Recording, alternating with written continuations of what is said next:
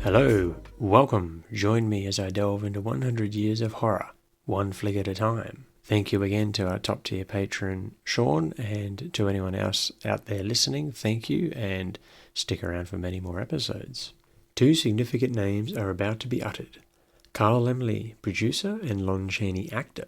Were this a film of 1943 or even 33, I might be saying junior in both respects, but it is 1923's The Hunchback of Notre Dame to which I refer, and both men were the seniors who will both get more mentions in this show, so too their famous sons.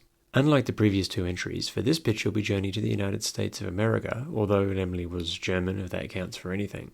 Additionally, the film was almost made in Germany as Lon Chaney, who had purchased the rights for the novel, was seeking to get the film made there, such was his desire to play the titular role.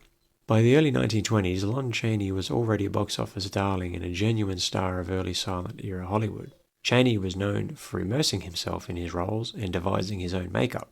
He was Hollywood's man with 1,000 faces and seemed hell-bent on proving it. To the film then, a masterpiece, but does it hold up? Set in the 15th century Paris, the film details the demise of the tragic character who dares to love a woman. I dare not detail the plot further as it is, for better or worse, the least interesting part of the film. This was an early example of a star's vehicle, a film designed for someone to showcase their talents. It appears to have worked despite some production issues. Firstly, Chaney is brilliant. Despite the degraded film quality as it stands today, he is truly magnetic, especially during the scene of public punishment.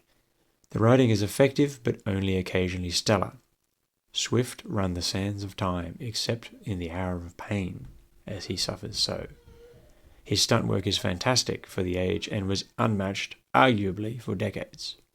The director, Wallace Worsley, seemed to hold this heavy picture together with some nice touches.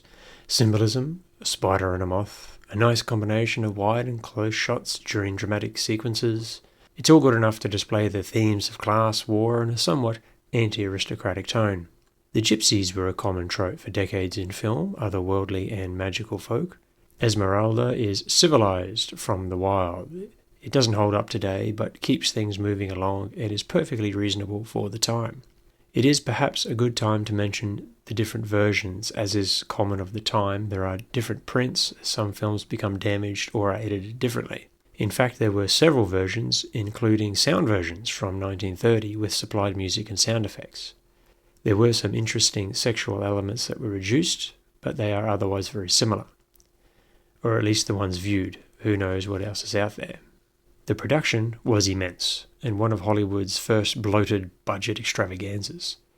Like those that followed, it seems to have been a mess, and the film had to be cobbled together, which is often the case on big-budget, star-driven pictures. This becomes clear in the opening scenes, which are full of characters and exposition.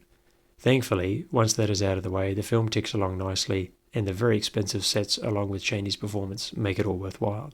The film was well received both critically and financially at the time, worth over $3 million at the box office. While not the first adaptation of the 1831 novel, it was by far the biggest and best at the time, and stands tall among all that have followed. While not as innovative as tragic horror films of the time, this occasionally confronting film did enough things right to make it stand the test of time, mostly unscathed.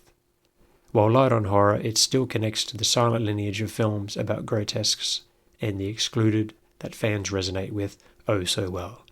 Enjoy.